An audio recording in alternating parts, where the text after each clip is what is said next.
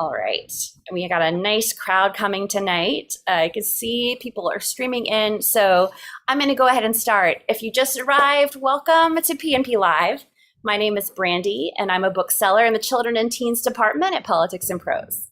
Thanks for turning into our virtual event where we continue to bring authors and new books to you in the comfort of your own home. Quick note that closed captioning is available. Click the live transcript button at the bottom of your screen and select Enable Transcript.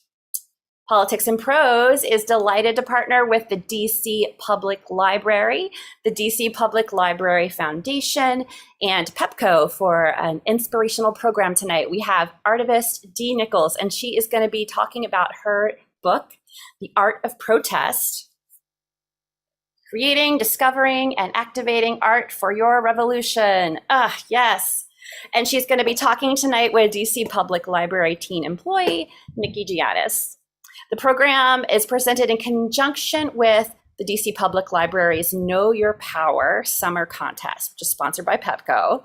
Teens are invited to submit an original work of writing, photography, illustration, or music that expresses their feelings on a social issue that matters to them. So you are in the right place. If you want to make a submission for this Know Your Power contest, we are going to talk tonight about how we can use art to share our feelings on a social issue.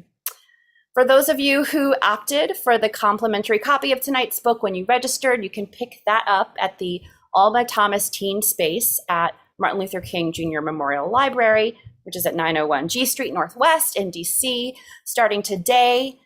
These books are donated by the District of Columbia Public Library Foundation. And just note that you need to come pick that up by Saturday, April 16th. We're also going to drop the book purchase link in the chat for those who weren't part of the complimentary copy offer but would like a copy for your own home library. And we do have signed book plates available while supplies last. All right, audience members, one last thing for you. You're going to have a chance to ask questions at the end of today's event. You can type those questions into the Q&A box at the bottom of your screen at any time. And if you happen to see your question is already there, you can bump that question up in the queue by clicking the thumbs up button. Now, I am so excited to introduce our author and artist, but before I do, let me first introduce the DCPL Teen Council member who will moderate today's Q&A. Nikki Giannis is a sophomore at Jackson Reed High School who plays soccer and cello in his school's orchestra. Now, on to our special guest, Dee Nichols mobilizes changemakers to design and develop creative approaches to social, civic, and racial injustices. Dee currently serves as a senior product inclusion UX researcher at YouTube and core organizer of Design as Protest. She is a 2020 Monument Lab Fellow and a 2020 Loeb Fellow of Harvard University's Graduate School of Design. And Art of Protest is her first book. Congratulations. I'm going to turn it over to Dee now, and I am so looking forward to this. Thank you, Dee. Yes, thank you so much, Brandy, and much appreciation to the Politics and Prose team, the DC Public Library team for having me tonight to get us, motivated and inspired for the conversation later. I'm gonna just share a little bit about my journey, a little bit about the book, so that perhaps as I share, there are memories, there are ideas that start to inspire you, so that when we have conversation later, it's rich. So, like she said, like Brandy said, my name is Dee. I carry way too many titles, but today I'll share with you as an artivist, as an arts activist, as an organizer, and as an author of Art of Protest. And to get us started, I would actually like to share with you a little bit of the origin story of this book, and even just how we got this title, Art of Protest. During the uprising in Ferguson, I organized or co-organized a collective of creative artivist or activist called Artivist STL. And during the first few weeks of protests and going out, throughout the day, throughout the night, I started having a lot of nightmares while on the ground. And in one of those nightmares or dreams that would often surface in my dreams, in my sleep, there was a vision of these men carrying a casket made out of mirrors throughout the dark. I never knew where they were going, but I knew that I had to get this idea out of my head.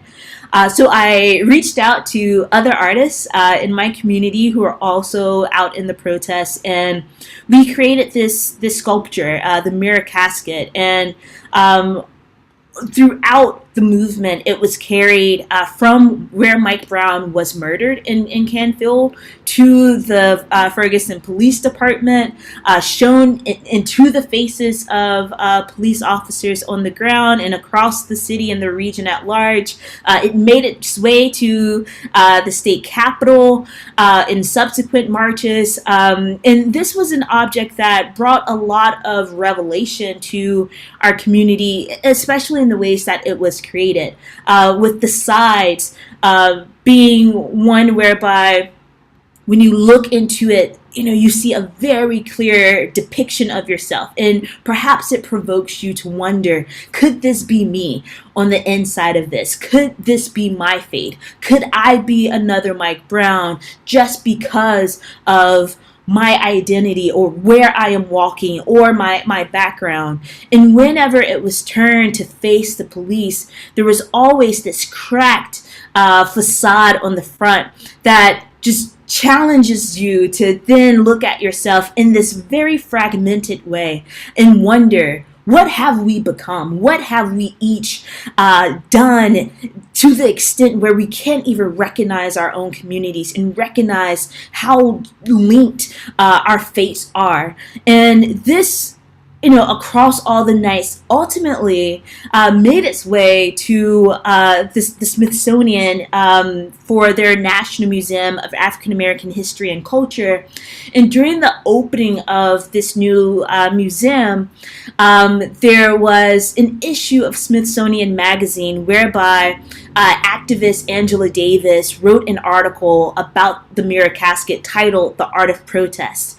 And the following year, I got a chance to meet her in public and thank her for, one, just how eloquently she spoke about this work, but it became a matter of local pride that this object had been collected into the archives of Black history and culture and collective struggle. And I was invited to give a TED Talk by the same name, Art of Protest, to share the story of what had transpired on behalf of my friends and I. And when I was at Harvard for the Loeb Fellowship, a publisher reached out, and at first I admittedly thought that it was spam or that it was someone just like joking around, but her name was Joanna, and she asked me if I would be interested in writing a children's book of the same title in the same spirit of collaboration that the Mirror Casket had. And of course, I said yes. And throughout the pandemic, I did not know in October 2019 when I first agreed to write this book that a few months later that we would enter into a pandemic. But it was serendipitous timing for me in the sense that I sat down and buckled down throughout all of that downtime of not being able to leave home to really put all of these stories into play.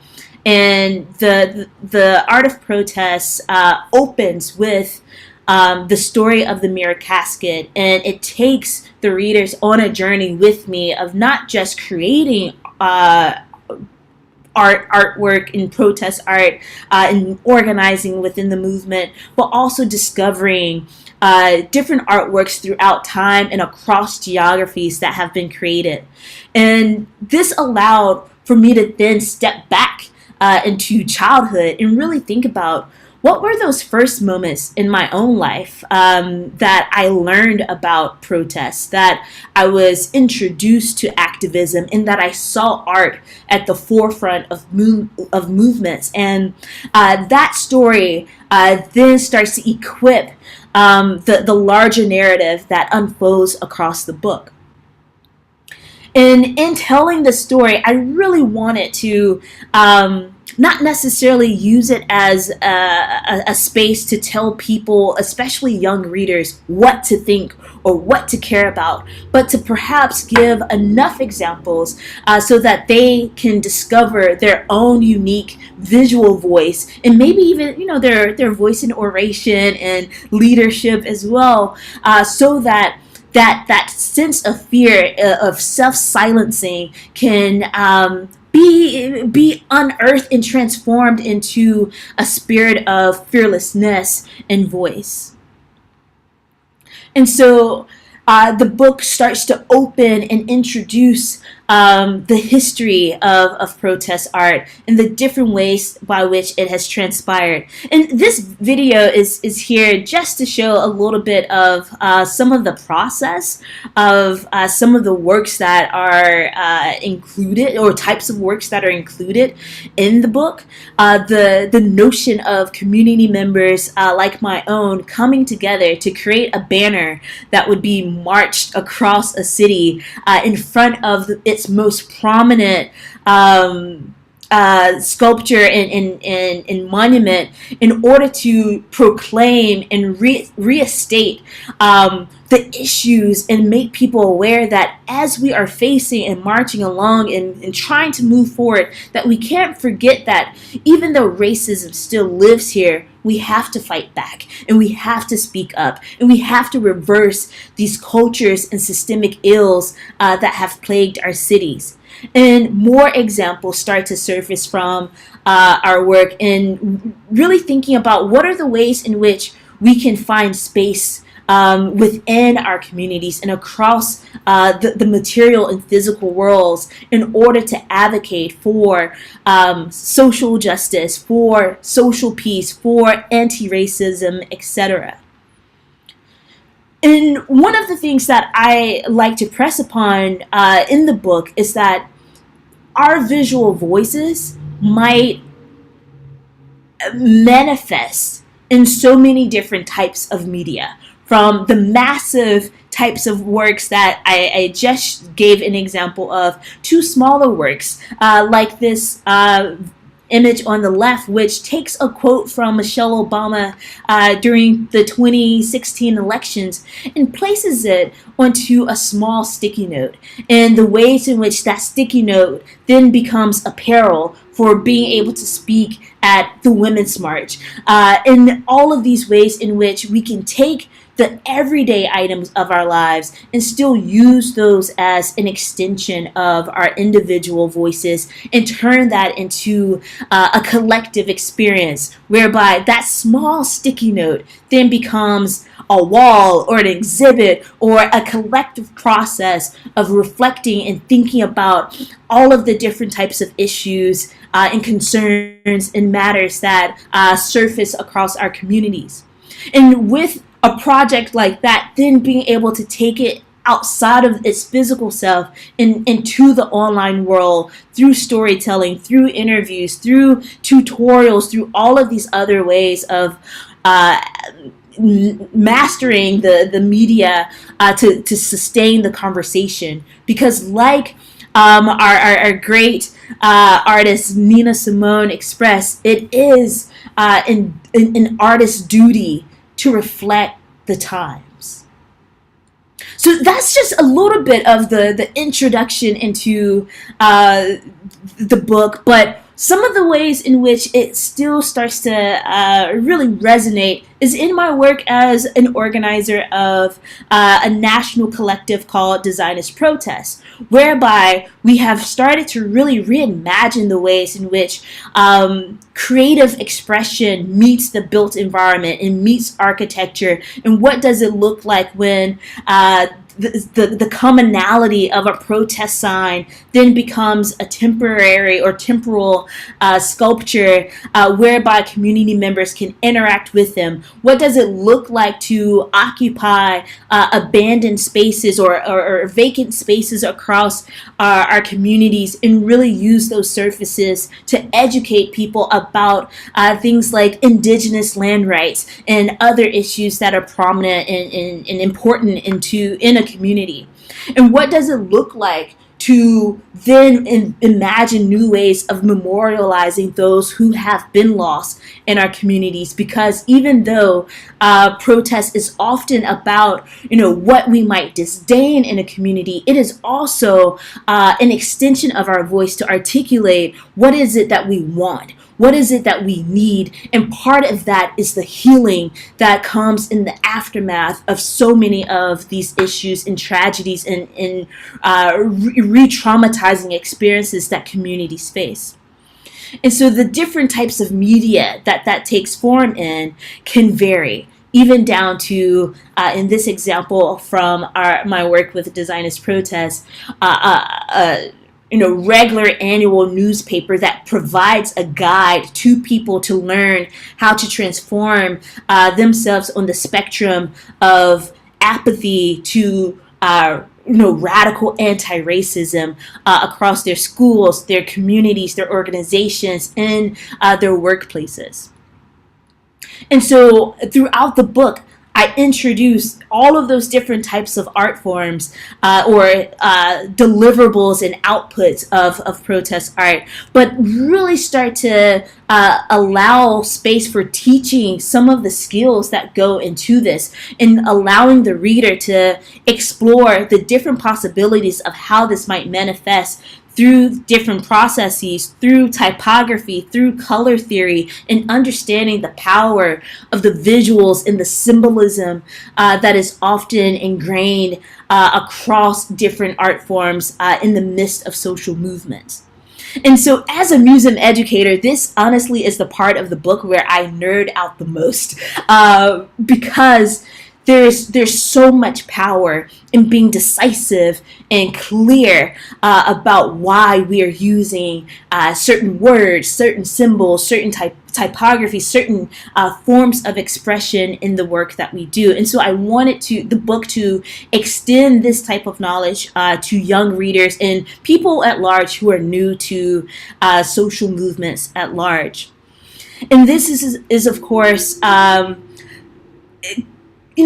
compared or complemented with various workshops that I've been fortunate to lead across the nation of not just taking the book and allowing readers to do what they want with it, but engaging with them across their classrooms, in their communities, at book festivals, etc., in order to create even more artifacts in their spaces so that not only are they learning the skills, but together we are building those skills and creating something beautiful together.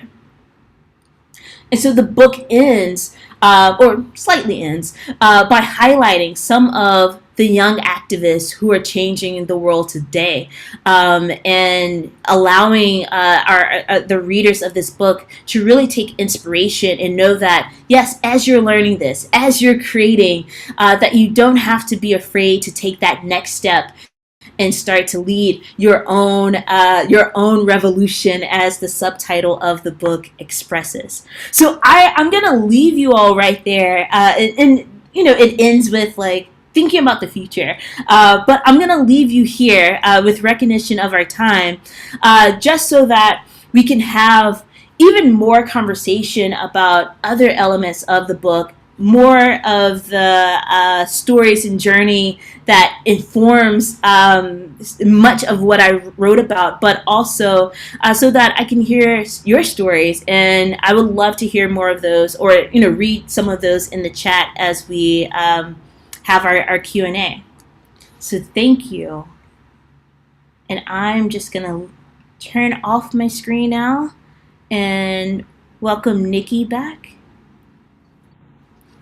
Hi, it's so nice to meet you. Yeah, hello again. All right, so I have a few questions planned out for you here today. My first one is, when did you first start creating protest art? Like, did you have any projects before the mirror casket that are particularly notable? Yes, definitely.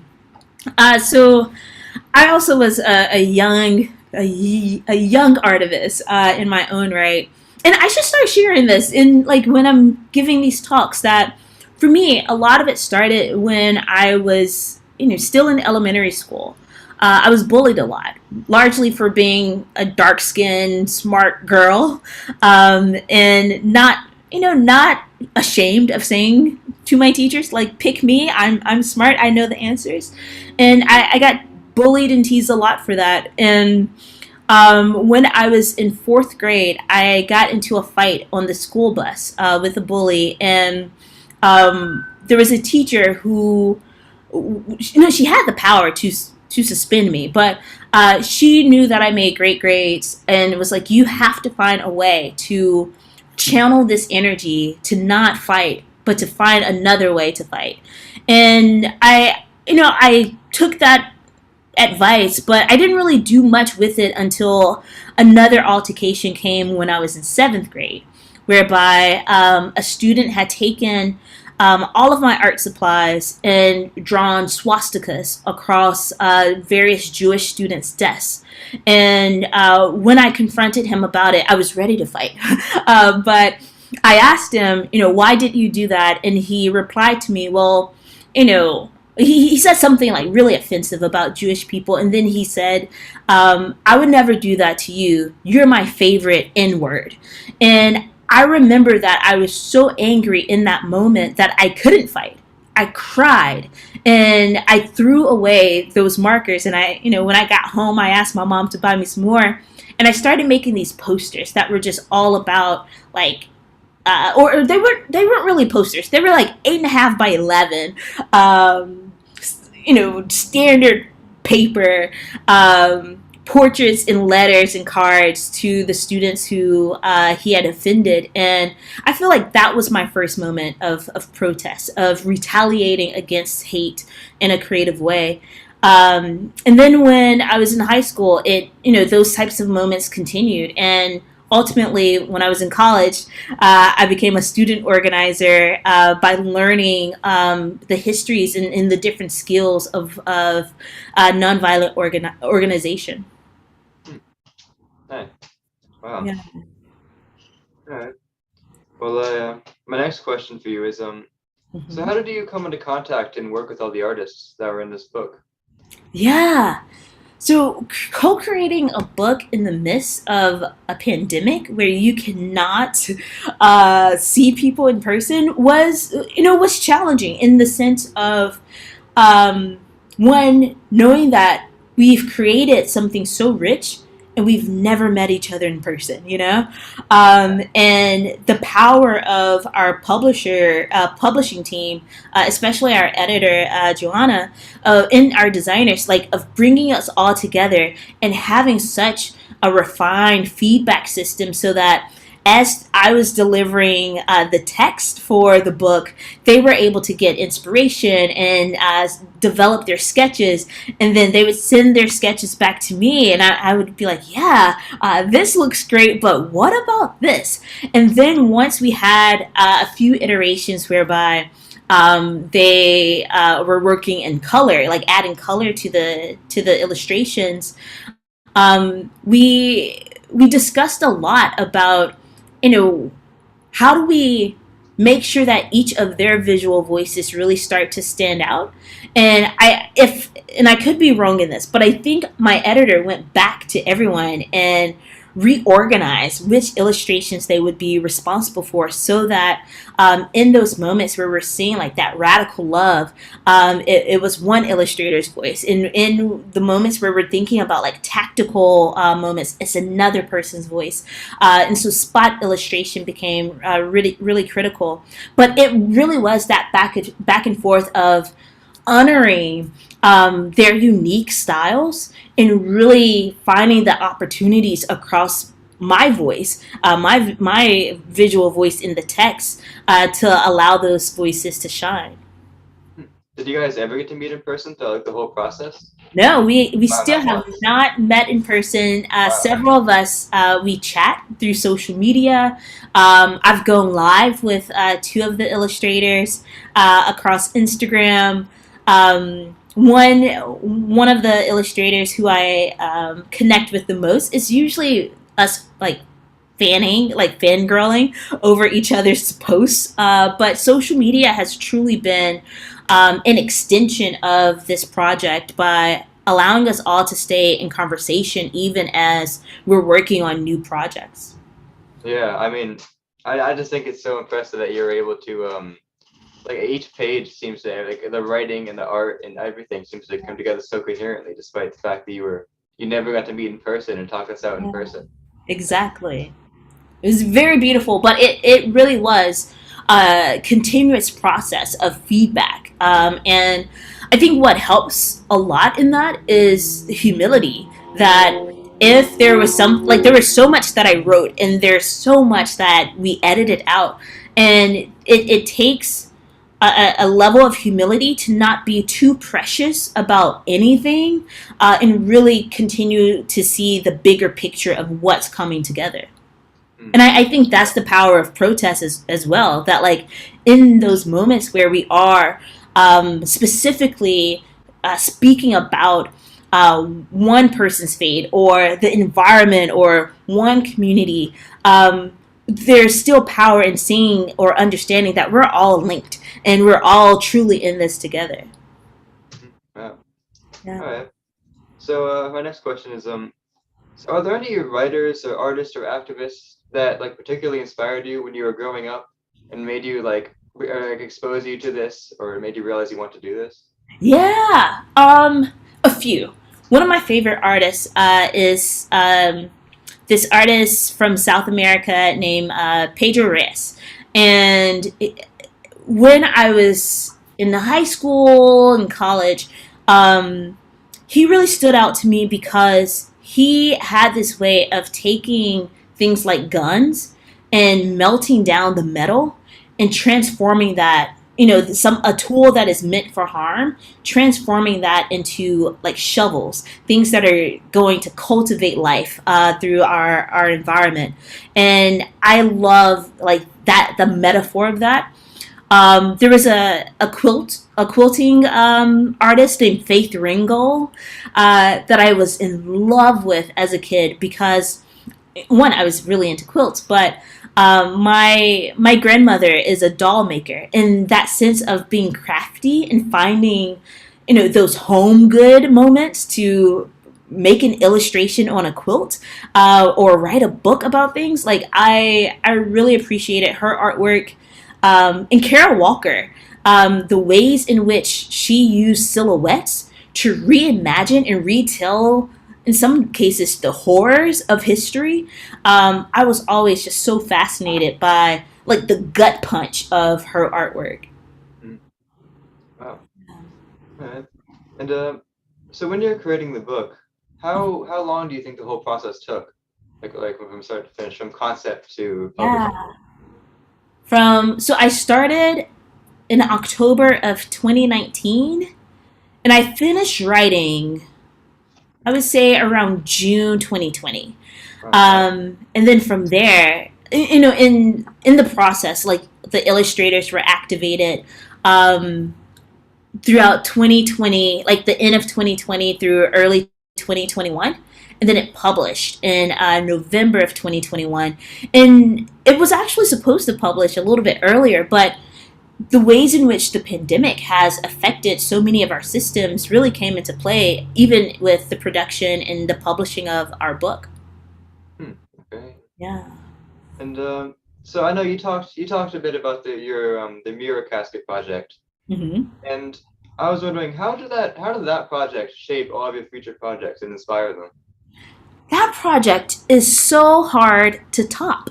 Like, I feel like no matter what I do, that project is like the shining glory of my journey. And I think what makes it so beautiful is the fact that so many artists came together to support the creation of it and the activation of it. So many community members. Um, but I think the ways in which it shapes my work now is really in the sense of patience, of allowing myself to feel the creation, to see it, and not to be afraid of what I see in my dreams, or what ideas come to me in the middle of the night, to unlock that.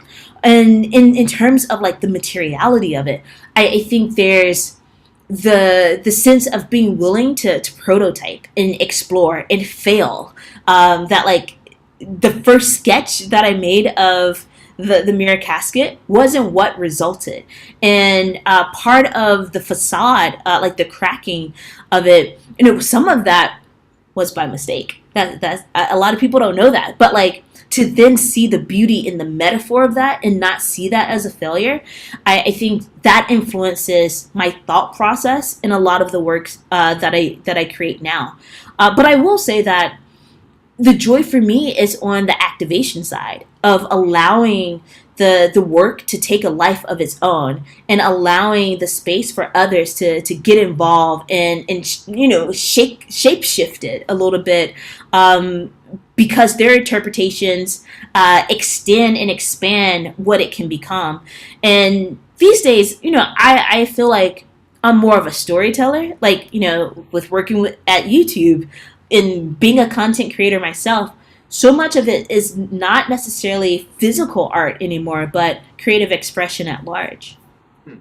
Would you say that the your mirror casket project like motivated you to make your future projects better? Like, do you look back on that project and say, this could be better, this could be up to that level? Yeah, I think that's the hard part. That as an artist myself, I'm constantly comparing things that I create now to that artwork. Even with the sticky note to self project that I shared snippets of, there was a lot of beauty, a lot of support for that project, to the extent to which I thought about making that a book within itself, because there are hundreds of these notes that I wrote every single day and created videos about. And even with that, there is always like that insecurity with me of, man, like this is so easy, this is so simple, it's not the mirror casket. And I think that's when I started to allow myself grace to express myself in other ways and not just hang myself up on that one project. Hmm. Right. Yeah. Okay. And I know you talked a bit about technology in your book, right? You had a page or two on that. So I was wondering, like, what is your experience with using technology in your art and writing? Yeah. So I've had a few projects over the past few years that aren't as popular as, like, the mirror casket, whereby um, I have integrated AR into the process. And as an example, there's a gallery that I was working with in St. Louis, Missouri, whereby they had me create these banners, like billboards across the city. And when you point your camera to each one of those, the word that is on the screen becomes a fuller narrative. And then I partnered with like the Shakespeare Festival to create these storefront exhibitions that related one of Shakespeare's stories to our local social movements. And within that, and it was around Christmas time, so it was also like a Christmas display. But like within that, there were all of these gift boxes that I created, and each one of those also had augmented reality integrated into those as well. Wow. Okay. Yeah. And obviously you had so much great art in that you brought up in your book. Yeah. But can you talk about some of the art that you say resonates with you the most in that book that you talked Ooh. about? Yeah. I mean, of course, there's a page about the all hand, or it features this project called All Hands on Deck by artist Damon Davis, who's a longtime collaborator of mine, even. Um, and what I love so much about that artwork is that it takes the hands of people who have been in protests, and that sense of like rehumanizing people who often are like seen in these moments of anguish, and just showing the hands that there are children out here, there are women, there are elders, and a lot of that visual of the hands and the rebuilding of community, I always found to be so poetic. um, there's also like the features of like symbolism as it relates to um, various artists, especially I'm blanking. I am blanking. Keith Haring, as it relates to Keith Haring and all of the work that he created throughout the 80s, or even before the 80s, before his untimely death from HIV. It's one of those series of artworks that often reprograms my mind to see the beauty in even just the doodle.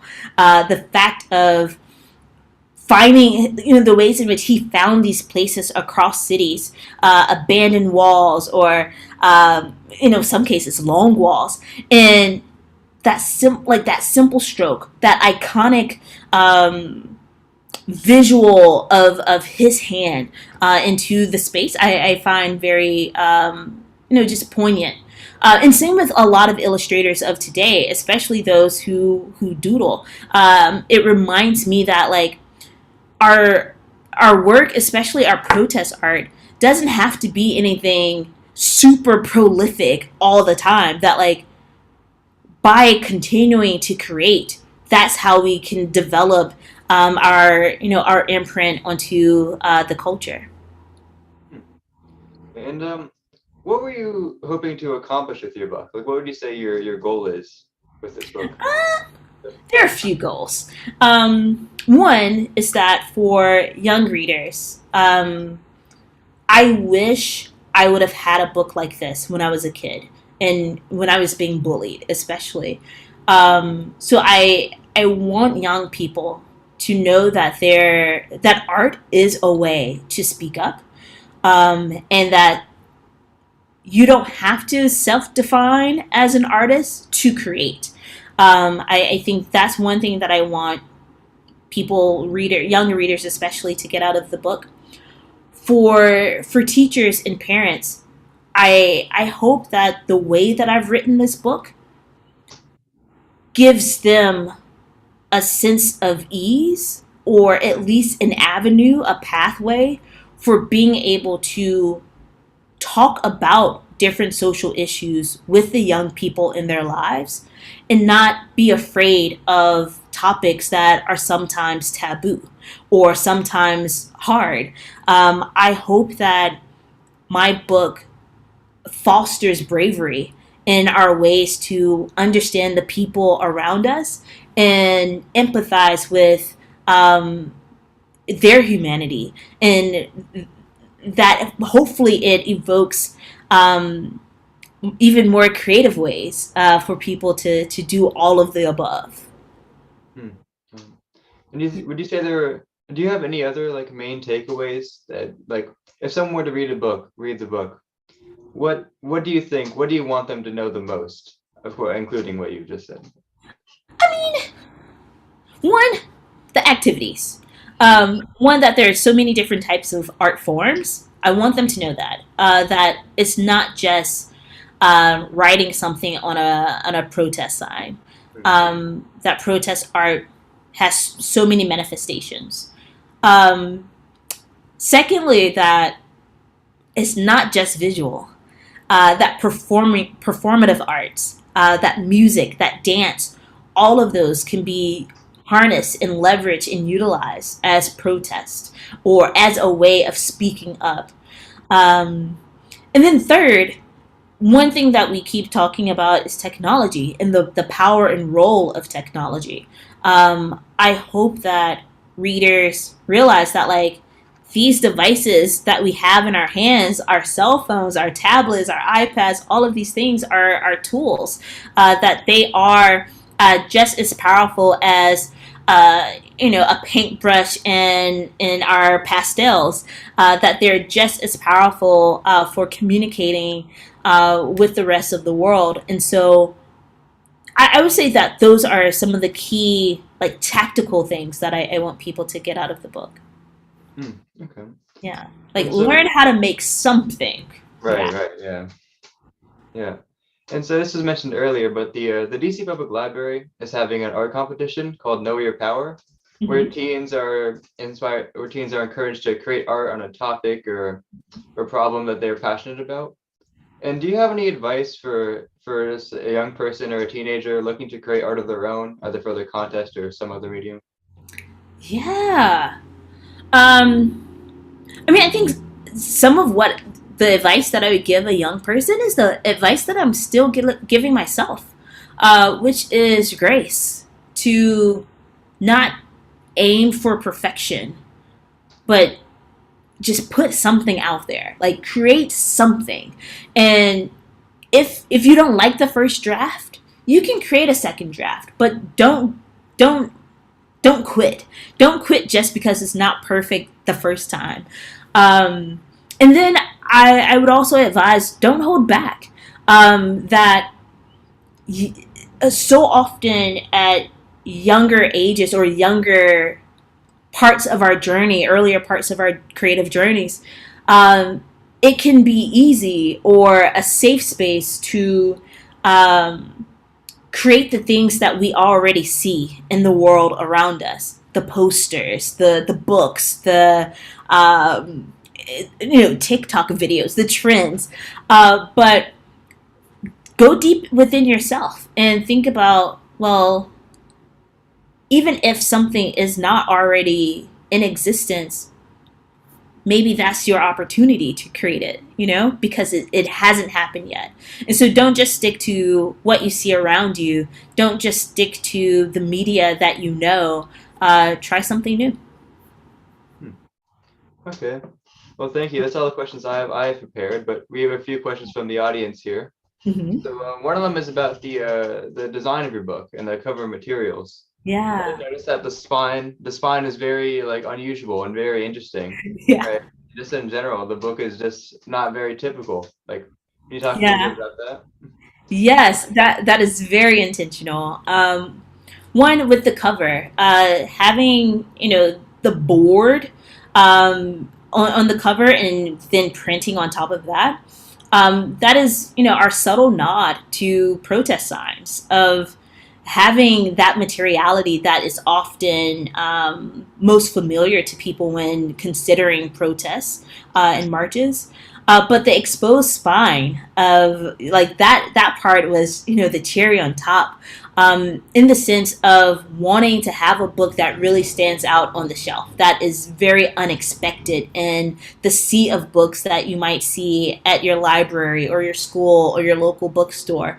And it also is another nod to getting tactile and thinking about the materiality of what a book can be.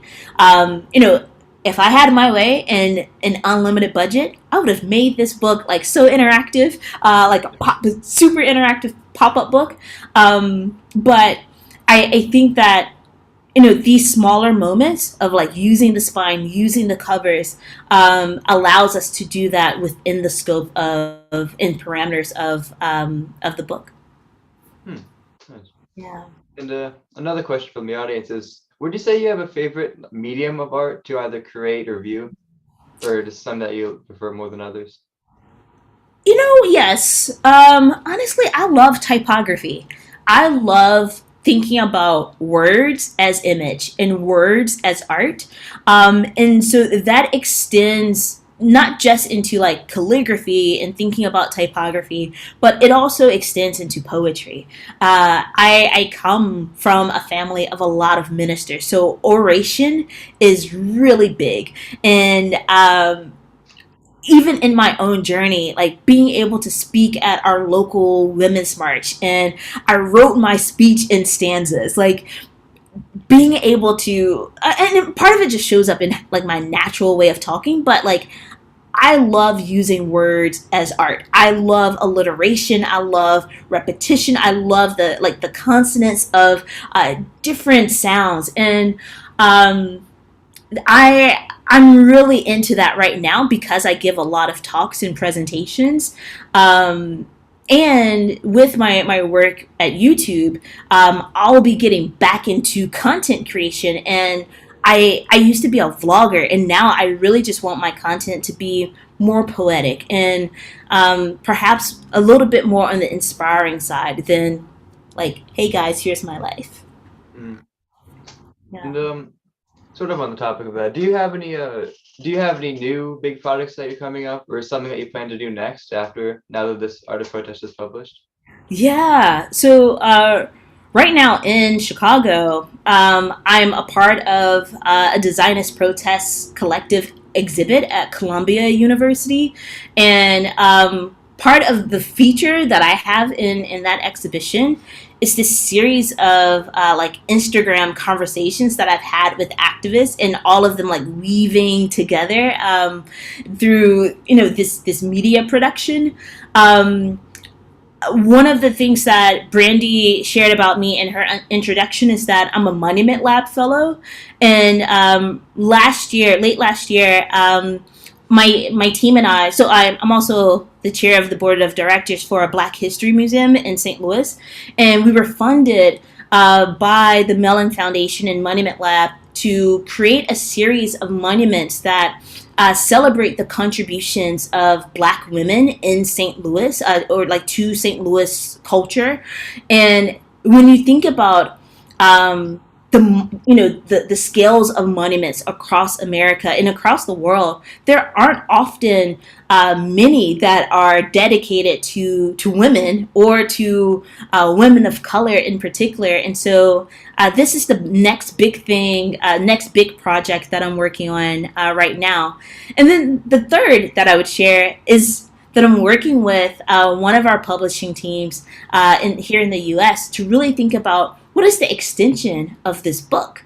And I hope that, as we come to different epiphanies, that there will be another series or forms of artworks that extend from creating Art of Protest.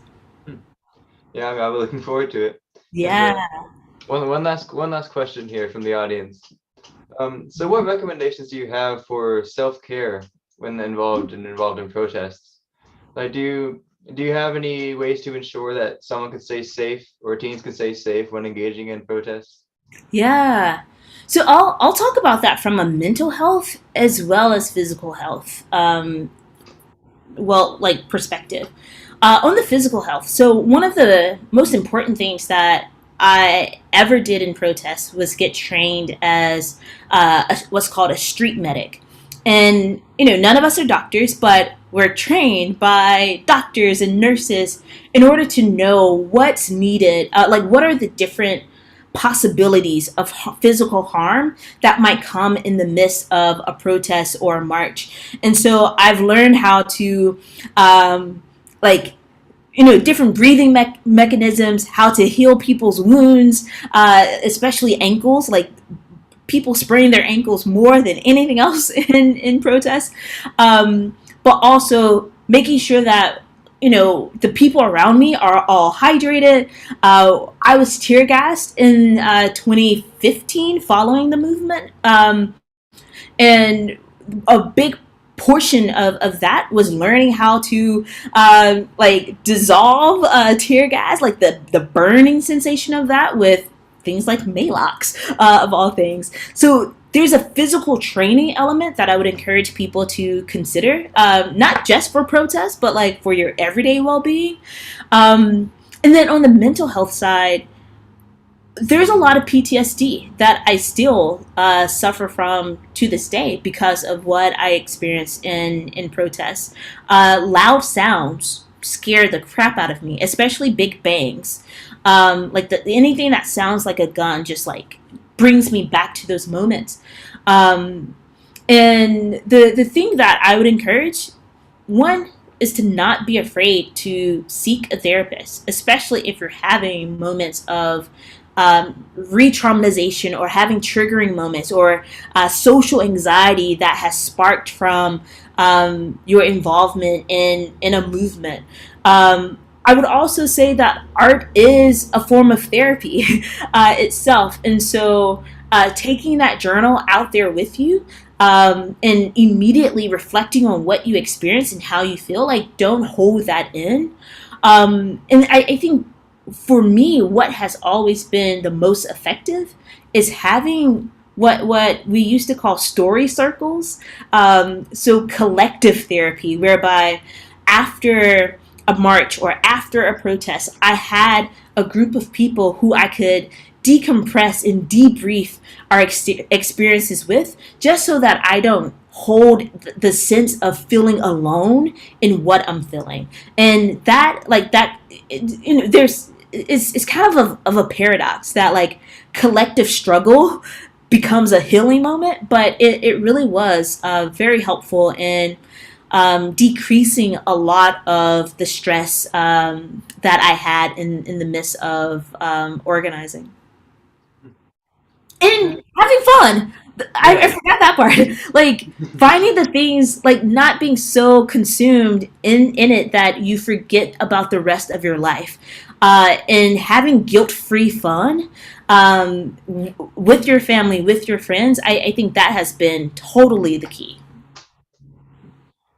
Okay, well, that's all the questions we have. So thank you for your time and your responses. Yeah. It was nice to meet you. Yes, you too, Nikki. Thank you so much for such thoughtful and amazing questions. I really appreciated this interview, this conversation.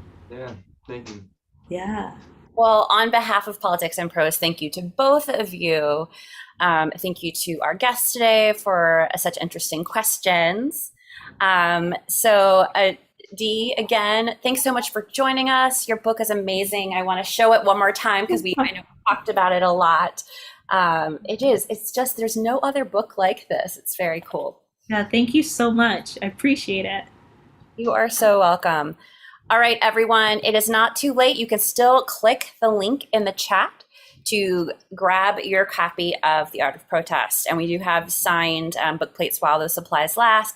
Thank you, Dee. Thank you, Nikki. Thank you to the DC Public Library and the DC Public Library Foundation for being part of this project and being such a great partner. And of course, thank you, viewers, for joining us. So we will see you all at the next event. Thank you, everyone, for joining us. Keep reading and expanding your world. Yes.